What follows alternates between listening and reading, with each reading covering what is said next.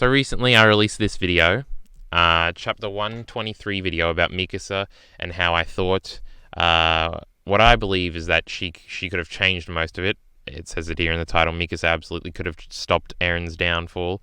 Chapter 123. This is spurred on by a Rogers Base video that I saw. His video on the current chapter. He still does reactions. Doesn't show the images. Good on him. He can get away with it. We can't. We got one too many dead channels on the back of reaction videos, so we don't do them anymore. But in the comment section of that video, I think he had said what I say in this video, that that Mikasa could have stopped it all if she had just been honest with him. And there was disagreements in his comment section, and there was a comment with a lot of upvotes, and it got me thinking about it, and I was like, all right, I'm going to correct this by making a separate statement. And explaining why I think she absolutely would have. And this has gotten a lot of disagreement in the comment section. Not necessarily dislikes. It's very different, like with the Vinland Saga video, where it gets about half dislikes, which was even surprising. Then I thought I'd get more on that video. But here, everyone seems to be like, yeah, it's an Attack on Titan video. But here, I don't necessarily agree. So we'll go through these and we'll see what people are saying and why I think there's sort of like most of the comments I think fall into the same trap, and I disagree with them for the same reasons. So I'll like walk through why I had such differences and why I think people are misunderstanding or just disagreeing, and how we're sort of having two separate arguments and not really getting through to each other. Because I actually think this is a really interesting subject, because it's not necessarily a speculative subject. It's sort of a theme analysis, rather than some of my other videos where it's predicated on like predicting what's going to happen in the future. So what did our boy Gross have to say? I really doubt it. Her confusing would not, I think is what he meant, would not have changed, her confessing rather, would not have changed anything about the outside world's view on Eldians. A lot of comments said this, which is not what I'm claiming in the video. The claim that Mikasa confessing and her and Eren getting into a romantic relationship, and how the point of the video is how that would change his overall mindset of everything that's going on, and therefore different things in the timeline would have happened differently.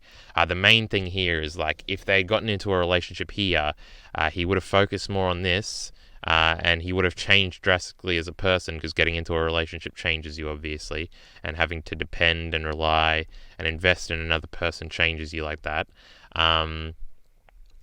So he would have changed, and I don't think he would have ended up attacking Marley first. That was basically the thing where I thought everything would have changed, because that's basically spurred on every event that's happened since then. Has been that attack, and him basically giving up and saying, well, we have to kill the rest of the outside world if we want any chance of surviving or winning this conflict.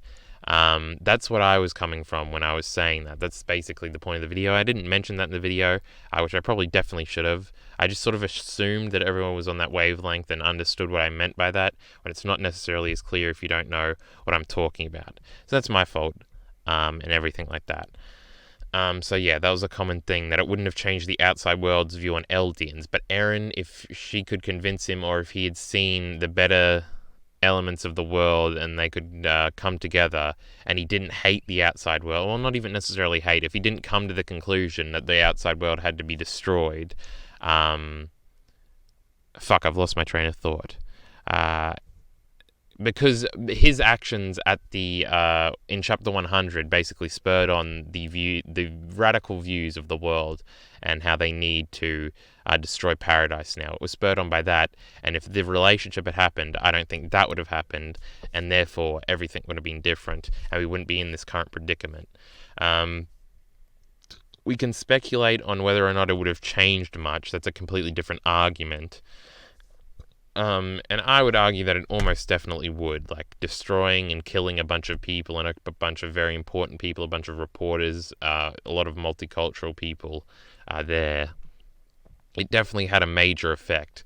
Like, honestly, if he had gone and he'd forgiven Reiner down there, and they had like taken the stage together or something like that, and he'd come out and offered a peace offering, or something like that, maybe it would have changed anything. The counter argument to that would be like Willie's plan was, they don't really care about the Eldians. The Malian people don't really they're not trying to invade paradise because they hate Eldians or because they're racist. They just want the oil. Oh, I guess it's not oil, it's natural resources that the island has. And maybe they would have come up with a different excuse later down the line to do that. Or maybe Eren could have tried to broach some sort of trading a deal or something like that if they'd been more forward and like more direct like that. A million different other things would have happened, but it would have avoided basically what's the worst case scenario and what Eren's goal is now. We'll get into comments that disagree with what I just said there in a minute, because a lot of people still don't think that what Eren's doing is bad or the worst case scenario, and they're just like, well, everything seems to have worked out. I don't know how people think this, but the Eren apologists are out, and they're out commonly, and they're out in full force. So, what did I say here? Probably something fucking brilliant. No, the whole video is basically, it would have changed Eren's mindset and behavior, and therefore he wouldn't have struck first. This fucking condenses everything I've been talking about for the last 3 minutes. I wouldn't have decided to genocide the entire world. This phrasing is wrong. I don't know how to say this better. Genociding the entire world, because genocide by definition is just one race, right? And you just want to kill one race, when he just wants to kill the entire world. So genocide the entire world, I think it's the point across, but I don't think specifically that phrasing is correct. But that's completely irrelevant. Everything would have changed because Eren would have changed. Eren and Mikasa hooking up wouldn't change the grander world's opinions on Eldians. That's not the point of the video. I know what you meant, but I still think it wouldn't have changed Eren's mindsets or actions. Obviously it would have. I think what Gross means is that it wouldn't have changed necessarily the outcome. He probably would have come to the same conclusion, which is a separate argument we can have. I would disagree, but yeah, it's a separate argument. Alright, I'm going to copy and paste this response I wrote to another commenter to get your thoughts, because this conversation excites me, and I would like to know if you can rationalize from your perspective. The short of what this explanation is going to be is why Isayama would have included this side plot in the story with Mikasa and Eren, both in the series and in the chapter overall. Now, this is the general conversation that I think I'm making this video, because I'm going to upload this to YouTube, that I want to sort of talk about. It's sort of this difference between the textual and the subtextual. I've been thinking about this a lot and how to properly explain this, so I'll read this and I'll chime in. Nothing an author puts into a story is meaningless, though, and I don't think people often analyze what I'm saying I often think that people analyze what I'm saying from a far too textual perspective. Textual as in not the subtextual, as in the literal story. I don't think textual is the right phrasing either, but as in subtextual, you're talking about the subtext, and in textual, you're talking about the literal text. I don't know if I need to explain those two concepts. Subtext is like something that's not being outrightly stated, like a theme, unless in anime usually the theme is outrightly stated, but that's because anime is lazy. But yeah, it's like the subtext of the scene is like, this would have changed everything. And even then, Mikasa sort of points that out, which makes people disagreeing slightly less plausible. But yeah, subtext. I think you understand what subtext is. I'm trying to think of a very literal, easy example of subtext. I don't know, like the fact that Mali is reminiscent of how of Nazi Germany, right? It's like the armbeds. We subtextually know that a link is being drawn between something from the real world and something in the story. That's what subtext is, right? So the theme and how we apply it to our literal real world, even though it's in the story, because what's happening in the story is constructed to tell a theme to the audience, and that's what media is about. Media is not to entertain. That's a dumb meme that people put out there. Obviously, in real life, Mikasa and Eren hooking up in this scenario likely wouldn't have changed anything, but in the constructed reality of Isayama's story, it would have. That's the point of the chapter. I don't know if this makes my perspective more clear. So yeah, I don't know if I want to explain this more now or later, but I think this all comes from, if we can have a wider, to sort of zoom out here, I think the reason why it's easy for me to think about media generally this way, when I think a lot of people don't. And the reason for this, I think, is wrestling. Now, it's so complicated. Like, I'm guessing the majority of people that are listening to this aren't smart wrestling fans. Now, what smart wrestling fans mean is not wrestling fans that are intelligent. It means wrestling fans that know it's fake. It's so complicated. The wrestling, like, subculture and subtext of wrestling and what online internet critique of wrestling is so fucking absurdly complicated in every which way direction. It's so impossible to explain to an outsider without you having, like, lived experience in this sort of community. I'll try. So basically, professional wrestling is a twofold piece of entertainment, right? There are two types of wrestling fans. Ones that know it's fake and analyze it from a subtextual level, and people who don't understand that it's fake, or they do and they just suspend their disbelief and have a good time. These two groups have clashed and sort of merged as of like the last 3 years. But smart wrestling fans, which people call smarks, that's a derogatory term, but if you take anything serious in like a wrestling speak, you're a mark. So it's a smark. That's like the term for smart wrestling fans that understand that everything is fake and understand how it's faked, and it's sort of like a film buff is what a smark is. Like, they understand how shot composition works and how direction works and who's directing and how it all happens. Whereas most normal moviegoers just go and escape into the movie world for a little while and don't necessarily analyze the behind the scenes context of it all. I promise this is going somewhere. So the smart wrestling fan, basically their experience is they watched wrestling as a kid and were this first group of fan. I think no matter what, you have to be this group of fan first, even if we're talking about film, right? You have to have been a kid and liked films, and as you've grown up and as you got onto the internet and as the internet became more prolific, you know what I mean. You sort of learn these behind-the-scenes tricks, and slowly you become a film buff or a smart wrestling fan. And slowly, like, the elegance of like the former product of the normal film-going experience or the casual wrestling fan, you sort of lose it, and you begin to not analyze, like, what did I like about this? Was it fun to watch? And you sort of analyze the mechanisms behind how things like. And you start identifying how movies are made, how wrestling matches and shows are put on, and you sort of analyze from that outsider's perspective. Now, no community, insular community, analyzes it more from this sort of outside perspective of understanding the behind the scenes than wrestling fans. Most speculative things about wrestling, most enjoyment of wrestling as an adult comes from analyzing it in sort of this metatextual layer of looking in from the behind the scenes and judging whether or not they're making a good show or making a good film. Not whether or not you actually enjoy the film or enjoy the show. It's sort of like you pretend that you're making the show and how you would have done it better and all of these things. That's how wrestling fandom works. And the fact that I became a smark when I was 11 years old, it's sort of ingrained to me at a very young age to analyze things how they're created rather than actually analyzing the thing proper. I don't think either one of these things is better or worse than each other, because obviously this is all subjective and wrestling is fake and therefore a piece of media. It's not a real boxing match or some shit. So it's all subjective. All art is subjective, and either everything is art or nothing is art. You couldn't say one boxing fight is better than another objectively. You can say what you enjoy about boxing fights and compare which ones you like, but you can objectively say who won the boxing fight, right? This is like the difference between art and not art, and why art is always subjective, and why boxing can be subjective if you look at it from an entertainment standpoint. But if who wins and who loses, that's not subjective. Whereas in wrestling, it can be, because it's art.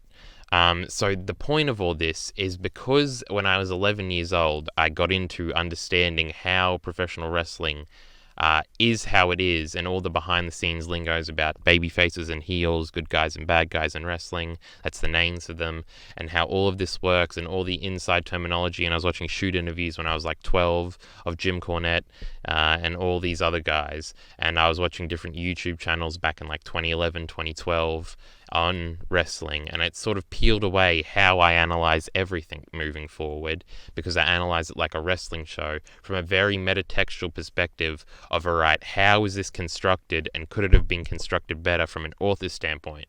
I think this also helps because I like to do creative writing and things like that. I like to write stories, or at least I did maybe before things, and making YouTube videos is like that.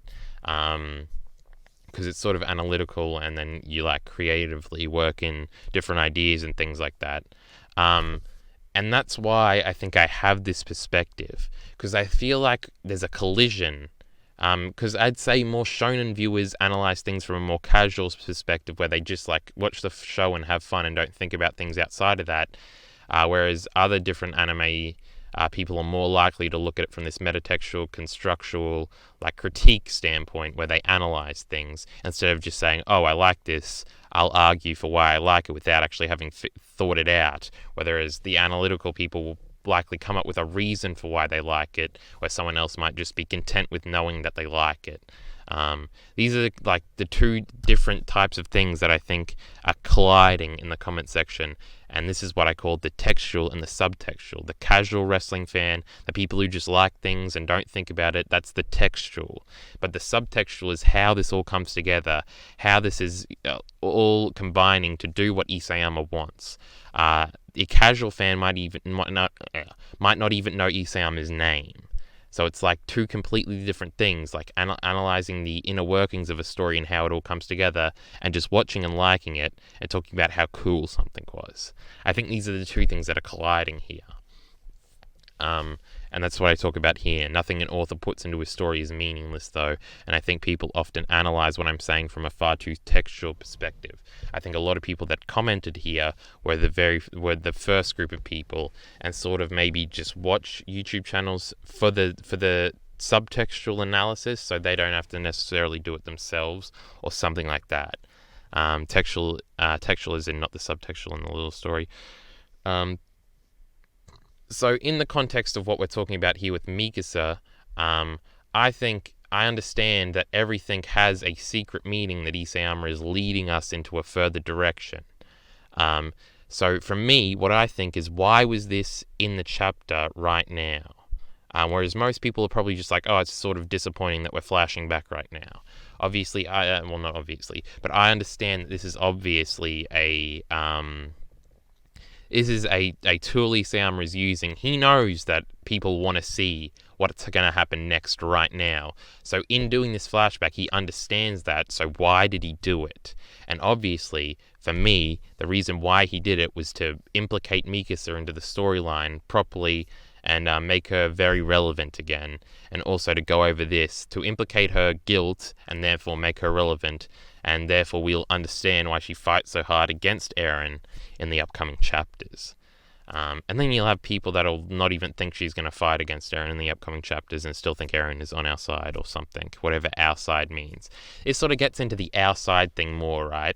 I don't necessarily care about Marley or Eldia. Like, these are two fictional things. I don't really care. Because from the subtextual, I'm just understanding why Isayama has constructed these two opposing sides and sort of like analyzing the different components of each side and how this is ultimately going to play into whatever the ultimate theme Isayama is looking to get across is.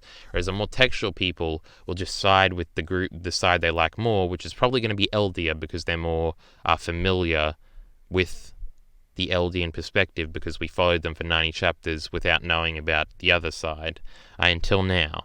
And so I sort of make fun of these textual people when I talk about Gabby and stuff, because I know it'll rile up people who view it from a very textual, emotional standpoint, because they'll get mad because Gabby killed Sasha, and they like Sasha, and they don't necessarily think about why Sasha died. It's just like, I guess it was a thrill or something, because someone had to die for realism, or maybe they think something like that, which is not necessarily the case. Whereas I'll analyze things like, Gabby's clearly being implicated into the story because she has a grander purpose down the line to fulfill this theme, and it's pretty clear that she's being a mirror of Eren here, just on the other side. And what interesting points and thematic and subtextual things that'll bring up in the future. That's sort of what I like to analyze, when people just be like, Gabby bad, because they're just viewing it from a textual standpoint and they're not being really analytical about it. So let's see what people responded here. Obviously, I just spent, 10 minutes explaining this little paragraph, so I don't blame people if they didn't entirely get it. So basically what I'm saying is, saying that like Eren wouldn't have changed or something is not an argument against anything I'm saying in the video. Like, it's very obvious that the whole point of the chapter is that Isayama is under the assumption that everyone else will be under the assumption that they'll understand that Eren definitely would have changed if anything minusculely different happened. And then people will argue from the textual level again that, Eren can see the future, so it doesn't matter, he wouldn't have changed. Which is like, you're not understanding that we're analyzing it from a completely different perspective here. The actual plot and the revelations don't really matter. Like, that's not what's being said here through the argument. Like, do you think I don't understand that Eren can see the future? It's like, it's not relevant. Also, this future thing, because people call it the closed time loop, right? The fact that the past always has influenced the future, and the future has always influenced the past. That's what's happening here. It's a closed time loop, right? Which is, it's in it, and people seem to assume that this isn't a paradox when it is, because there had to be a first one at some point, because there had to be a past to influence a future, or a future to influence a past initially. So there had to be one originally, and it's sort of a paradox of, well, this is impossible, and that's why time travel is ultimately impossible. Yet it's a part of the story, so we sort of have to make assumptions here. And because I don't think Eren will win in the end, if he had seen the entire future, he would know how he was going to lose, and he would subvert that, but he doesn't seem to be doing that. So I don't think Eren has seen everything, and I think we'll get a plot explanation for this later down the line, of how Eren loses even though he can supposedly see the future, because I seriously doubt Eren wins. Eren already knew what Mikasa would answer. What is he looking for in this answer is something different than what he already knows. He can believe the future and have some different stuff from what he see, because his answer can change the whole mindset of Eren. Okay, so I guess this dude's disagreeing with me. I guess he's talking to Sergeant Gross there. Okay. Also, Eren appeared to Grisha and influenced him. The Eren that did that was the Eren from the paths, and he wouldn't have been that way if the actual future he turned out differently. I'm terrible at reading these comments. They are very little on my screen. I'm sorry. Also, Eren appeared to Grisha and influenced him. The Eren that did that was the Eren from the paths, and he wouldn't have been that way if in the actual future he had turned out differently. Alright, I read that out loud, but I didn't take in any of that information.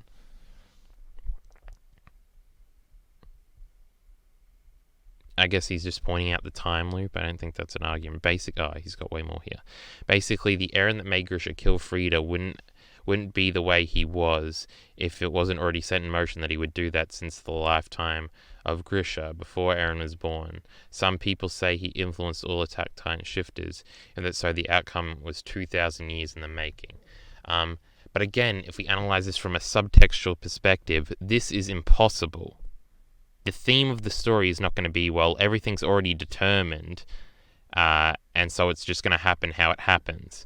Like, I don't believe in free will, but this is not something people talk about in stories, right? People never make the pro-determinism argument. And I don't think Isayama is setting up for a pro-determinism argument, even though, because this has time travel in it, it's not saying that, right? The theme is not going to be, because how could you possibly apply this to real life? Like, things are just going to happen the way they happen because you influenced yourself from the future. That's not going to be the theme, right? So something has to happen to subvert this, and that'll be Isayama's point. That's the perspective and I don't think I saw this one. Exactly smart one. Who's he responding to? This bloke. Alright, not a smart one, but we'll continue. I think there is another side to consider about this flashback in the monologue. It plays into the general theme of the arc, namely, was there a better path? It is actually a good point that I didn't I hadn't analyzed enough because it would require a reread, but I have thought about this. And this was another comment I got a lot of, is that this was not the only purpose of the flashback. Obviously, I understand this, just in case anyone was worried. Obviously, this flashback had multiple reasons. The Mikasa thing that I go over in the video, also, it serves to fill in some holes in the plot. Not plot holes, but like what happened when they first went. We had to see that eventually, so this chapter filled in that blank. It shows some character interactions, how they were beforehand. It reinforces the world's general view of Eldians and how it was getting better for Eldians, just not Paradisians, and things like that. It sets up a multitude of different things. But this "was there a better path" theme is a motif. Now, I wonder if I can find this. I saved this to my main PC. This is sort of going off topic, but it pointed out that every time someone has said to someone, "you are free," it has been in a very negative context. And I still am holding out some hope that somehow Isayama will subvert everything, and the ultimate message of the series will be freedom is bad, which would be so fucking cool. Because no one has the balls to write a story that's fucking message is freedom is bad, because freedom is very popular with people as a philosophy and things like that. But that was just a little thing. Maybe I'll write a video about and call it "You Are Free," because that's also supposed to be the final panel. That's also supposed to be the final panel saying, right? I agree that, of course, there are multiple reasons for this flashback, but since I decided to make the video about Mikasa instead of the chapter overall, I didn't think I needed to bring that up. This is the thing I copied and pasted from it before. I didn't read the rest of his comment. It started with Armin recalling the volunteers in chapter 1 with Annie. Yes, Armin has said, "was there a better path?" and he's wondered about that in the past. And this is just a motif for people thinking that they should have tried to influence Eren more. You see it in Mikasa in this chapter when she says it. She thinks, like, if I'd said "I love you" in that moment, maybe everything would have changed and I would have created a better path. Armin thinks that if he had talked to Eren back at the shooting range more and pushed him more, that maybe he could have changed everything. Then there was Hanji raising the topic to Eren in the Kiyomi's people flashback. I don't remember this one. I don't necessarily want to go and look it up now, but I would like to look into that one. Finally, we get a close-up with Mikasa in the Mali flashback. With the theme and the topic of xenophobia and radicalization in mind, meaninglessness of Mikasa's thoughts doesn't seem to be that out of place. So I don't know how he came to this conclusion, that Mikasa's thoughts being meaningless wouldn't seem that out of place. Like, then that scene would be pointless. And obviously there was a point to it, or Isayama wouldn't have shown it to us, unless Isayama is just a bad author now. So this is obviously wrong, I think. Your perspective is clear, and I think it's a valid point to make. I just disagree that this is necessarily the main message of the chapter, because meaninglessness of Mikasa's reflections has meaning in a dual-sided, potentially fatalistic message of the series. I mean, I didn't think this was the main message of the chapter. I just saw a popular opinion in the community that frustrated me, and I wanted to offer a counter-argument. I talked about that with the Rogers-based comment section before, and I don't think that this factors into the final message of this series either. I think it's overall a side point. I think Isayama is making the side point here that, like, relationships can save you from grander conflicts, like I said in my original video. Are you going to show up on the stream? Yeah, I'm trying to shield the stream there. Unfortunately not. I'll be at work, but I'll check the upload later. You better fucking do it. I want this bloke to comment. He's got I guess that's a Russian name? I don't know. I don't know fucking shit about other languages. Speak American, damn it. I'm not American, calm down. Coming of age is always... This dude's commenting a lot. Kel, he's around a lot. I think... he's commented on a majority of my videos, so well done to this bloke. Coming of age is always a good way for character development in a Discord discussion. That's right, I asked him to restate this because I didn't really get it, and then he did it here, so I'll just read this one. Coming of age is a great way to satisfy character development. In the case of Mikasa, in the chat Discord, I had people seem to dislike the way Mikasa thinks about her actions and doing in this flashback. I'm not going to elaborate on what they mean saying and theorizing, but nonetheless I do agree that this brings her relevance even... he just agrees with me, right? And then our boy here is commenting again. One thing I wish you'd consider is Kruger's talk about loving someone to prevent history repeating. Grisha's love for both almost prevented the rumbling and ensured that it happens. This is a cool little dualistic thing. Maybe I think the point of Grisha's character is just to be as tragic as possible, or he was sort of set up to fail no matter what he did, and he had a horrible fucking life. But I don't know, I'd have to reread Attack on Titan and analyze all of Grisha's moments to fully comprehend that. What Eren is doing is both restarting the violent cycle and finishing it if the rumbling succeeds. Now, this cycle will not be finished if Eren succeeds in his plan and kills everyone else in the world, because eventually, we got this from the Pixis conversation at the very beginning of the series, people will always fight. The Titans is not the reason why war is happening in the world of Attack on Titan. It might be a reason why these people have come to conflict with each other, but we can see it because in our world, wars still happen and Titans don't exist. So wars are always going to happen, seemingly. So if Eren succeeds, it will not end the cycle of hatred. It'll end this certain cycle of hatred, but it will not end the overall cycle of hatred.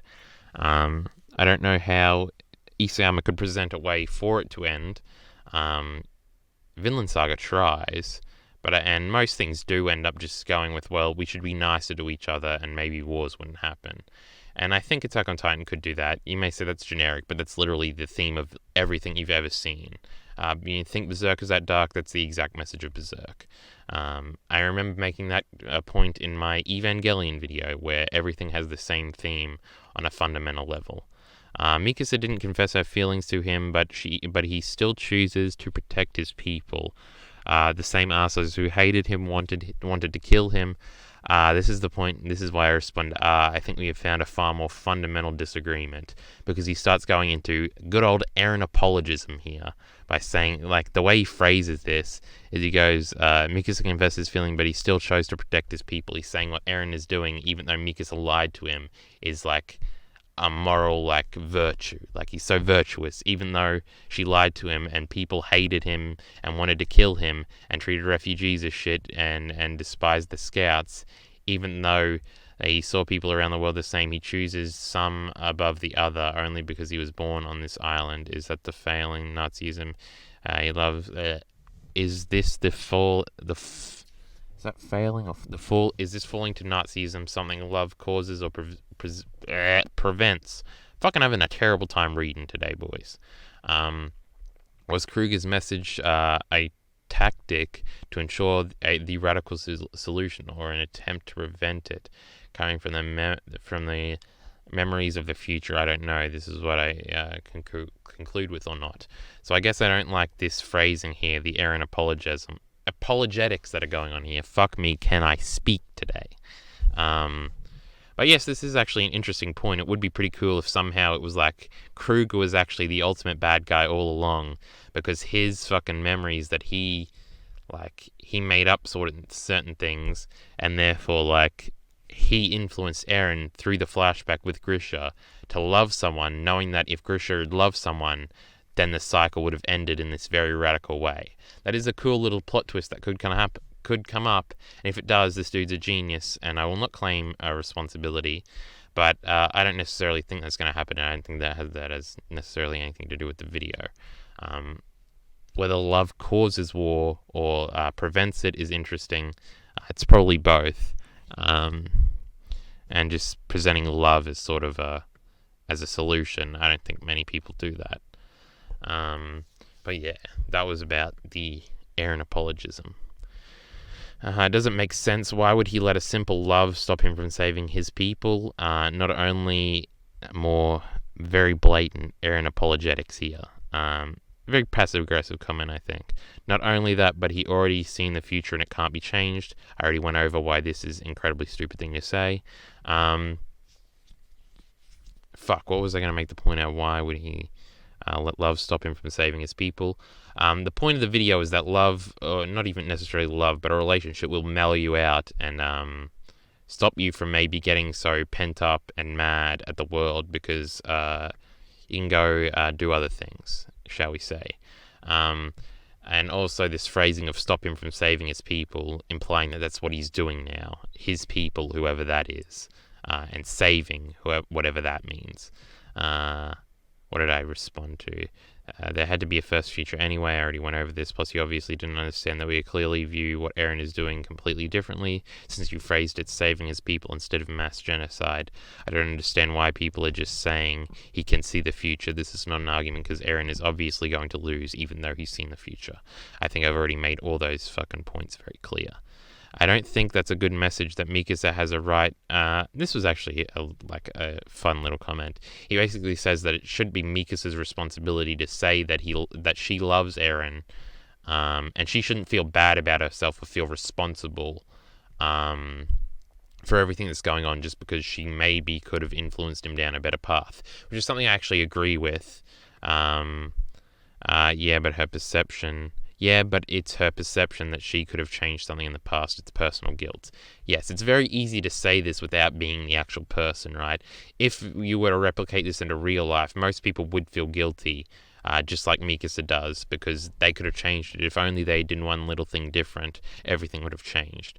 And from an objective, rational standpoint, maybe that's stupid, and I would say, yeah, it is, but that's not how people feel in the moment. So yeah, that was a fun comment. This was one about sexuality here, from our asexual boy here, who goes into that now. Does Attack on Titan really need a sexual element to it? Does it need to be more adult? Does it make it more adult? No, it's a story about war and how it destroys people. It doesn't need it, in my opinion. There are stories that do, but this isn't one of them. I think I had a pretty long comment because he said a bunch of things that I actually disagreed with quite essentially and wanted to comment on. Firstly, when he said, this is a story about war and how it destroys people. This is not a war story. Nothing is a war story. Everything is a story about the human heart and conflict within itself. This is a George R. R. Martin line that's just sums up every story ever to be created. Basically, and then I make it simpler because I'm a genius here. Every story is about decision making and the consequences for decisions. That's what every story is about. So I disagree with this framing when people try to, because it's to help his point, which I don't think he actually needs, because I think he does have a point here. He's just bad at arguing, which is fine. He's not creating videos, right? That's what I'm doing here. So it's my job to be good at arguing. But yeah, so I disagree with that blatantly, because this is sort of him just reducing the theme to support his argument here and saying, well, this is not a story about sex or whatever. This is actually a story about war and how it destroys people, just so you can try and present this as the opposite of what I'm trying to say is a thematic element. Clever little trick here, but we see through it. I don't think he did this in bad faith, though. It's just a little thing that I see people do because it's the first thing your mind thinks of, and if you comment like the first thing you think of, well, it's not necessarily going to be the most well thought out thing. But as far as your main point, no, Attack on Titan doesn't need a sexual element, but it's continued to a point, the series has continued to a point where it's almost become inevitable. His story is pregnant, and it has to be addressed. They are all at that age where they are all at that age, and there's clearly some romantic elements to Mikasa and Eren's relationship, and there always has been. So Attack on Titan already had a tease of a sexual element. Yeah, I guess that's a good point. Sexual theme in a story obviously makes it more adult. I mean, that's evident in society. Sex is a massive part of growing up. That's in response to him saying that it doesn't make a story more adult to cover sex, which I think is just not true at all. My other argument for why sexualization is important, of course I'm going to talk about Berserk here, it comes from my general frustration with anime and manga to never cover it properly. The only example of a good sex scene that embodies everything I'm trying to portray is Guts and Casca from Berserk, where it's the climax of two character arcs, not just a scene where two established characters get together. That type of thing, that's the type of thing Attack on Titan would benefit from. But I mentioned its identity issues in the video, and they bleed through here. Fucking Griffith Saga is here. I'm here now, so we're just reviewing. Yes, we're going through every comment here. We're talking about everything that's going on, Griffith Saga. If you got anything to say, chime in. This will be uploaded as a VOD to the YouTube channel later, so let me take a drink here. How many viewers we got? We're down to 4. We got up to 7 for a second there. If you're lurking, feel free to say anything in the comment section in the chat that you disagree with. because it's fun. So his response was, "Sorry, I feel uncomfortable with sexuality as an asexual person, and I just can't relate to those kind of themes unless it's in a romantic setting. I hope you understand. Also, Attack on Titan is shonen, not a seinen like Tokyo Ghoul." I think this is all fine. This is just personal preference. You can't argue with that. So yeah, that's fine. That's more his core argument he was trying to make, just in a more pure form, I guess. I hope you understand, of course. Also, Attack on Titan is a shonen series, not a seinen like Tokyo Ghoul. This is what I take issue with now. I understand there's nothing wrong with not wanting it to be sexual. I just disagree. But appealing to the genre isn't really an argument, but your point still stands. So yeah, Attack on Titan being a shonen means nothing outside of like genre understanding. Like, that's not an argument against why it shouldn't be in something. I think many people have issues with the shonen genre in general, and how all of the stories basically are the same, which is sort of a concept or a result of things being in Weekly Shonen Jump, where every series in Weekly Shonen Jump has to have the same theme. It all has to be about friendship and adventure and bullshit like that. Not bullshit like that, I guess that's fine. It's just a bit boring. But yeah, so anything that is in Weekly Shonen Jump is going to ultimately have the same theme, and it's very hard for it to be subversive. As Attack on Titan is in a shonen magazine, I think, but it's not in Weekly Shonen Jump, so I don't know if it is, because there's like a creed, right? To be in Weekly Shonen Jump, you have to adhere to Weekly Shonen Jump's principles and theming. I don't know if that's the same for, I forget what the name of the magazine that Attack on Titan is in, and whatever the precedents there are. It's not a matter of choice for me. When did I say anything about a matter of choice? I didn't understand what he meant there. Right down to our last comment, disrupted here. I'm not sure. I'm not sure. Eren may have tried harder for peace, but would that have really changed anything? The way things went down reminds me of Grisha said about him and the world being at fault. Even if Eren changed his own faults, would the world have not wouldn't have given peace a chance? Personally, I was more focused on how the people in the international forum and the stage before Willie reacted.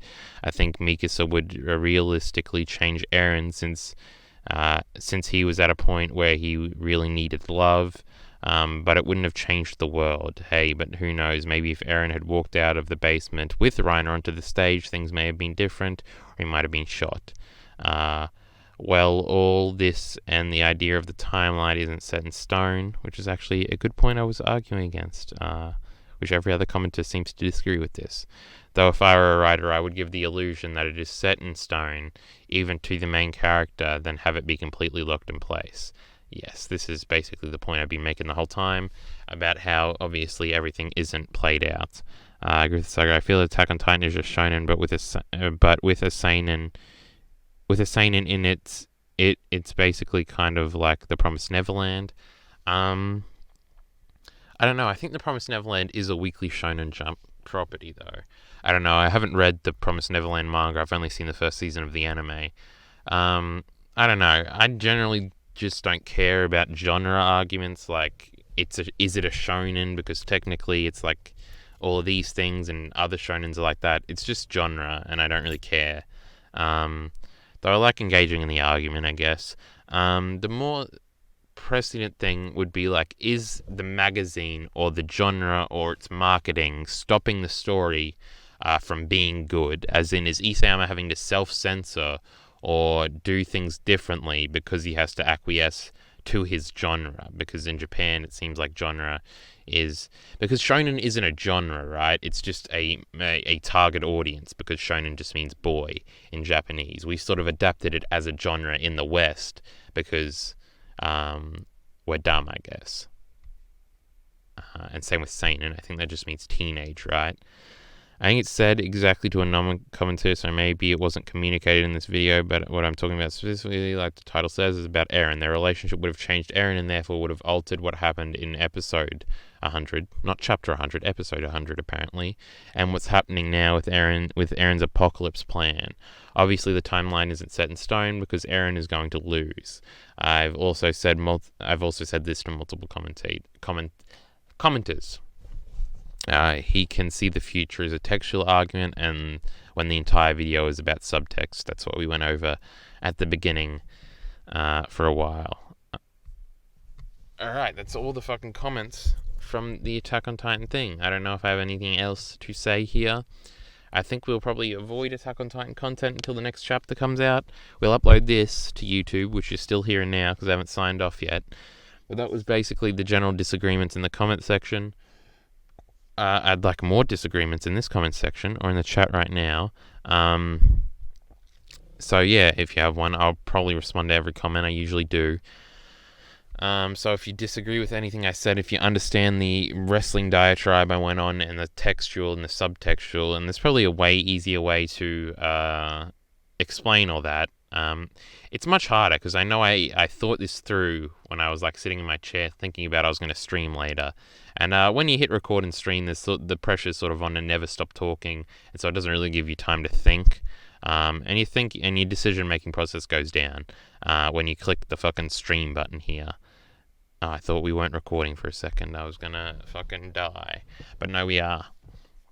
So yeah, it's harder to, the pressure, I don't know, it's sort of like this invisible pressure that when I used to watch YouTube videos, I didn't understand this. It's sort of something you have to make videos to understand. But like your brain is not in its best shape when you're recording because you can't sort of think things through.